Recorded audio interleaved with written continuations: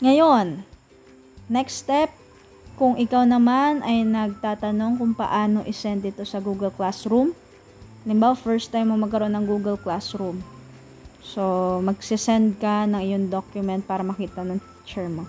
Madali lang yan, guys. Usually pala, magsisend ng link yung teacher ninyo, ng link ng Google Classroom. Kaya kahit wala kang application ng Google Classroom, pwede kang makapag-send ng file doon. Basta meron kang email. Okay. So, let's try the link. Ayan ang lalabas. Kung hindi ka pa naka-join, first time mo pa lang, ayan ang lalabas. So, click mo lang yung join class. Yan ay kung may email ad ka. Pero kung wala kang email address, kailangan mo munang gumawa at i-type doon yung email ad mo. Okay? So, join class.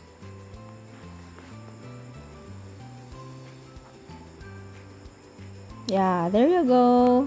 Pag sinabi ng teacher mo na dapat ilagay sa folder na nilagay niya, open mo yung folder. Katulad nito. Ito yung folder. Pwede ka pa rin mag-upload dito, pero pag hindi ka nag-follow sa rules, ma-deduct ka pa ng teacher. May deduction. So, ito yung folder para sama-sama yung output na nandiyan dyan. Okay, so click natin yung folder na to.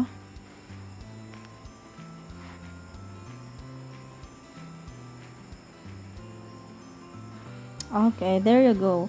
May lalabas na add or create, then mark as done.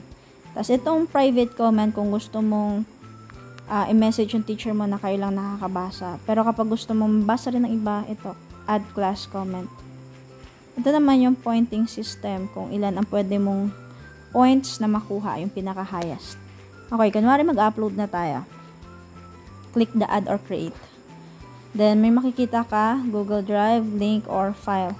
So, dahil sinave natin yung ating file sa phone, we can click the file. Okay, so lalabas itong browse. So, pagka kita mo yan, i-click mo yung browse na yan.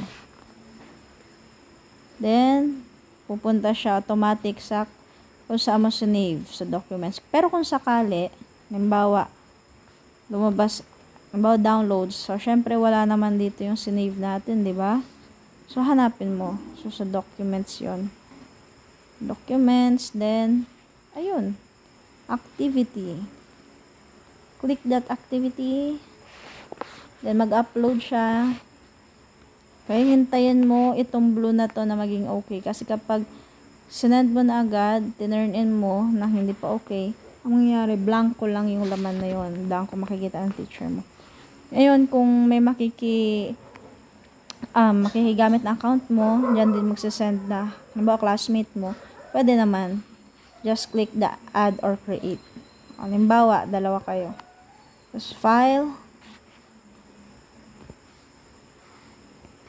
Ayan, halimbawa testing yung isa.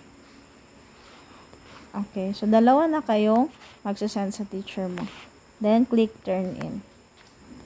Turn in. Tapos. O, diba? Dali lang. So, yun lang. At kung may tanong kayo, comment down below.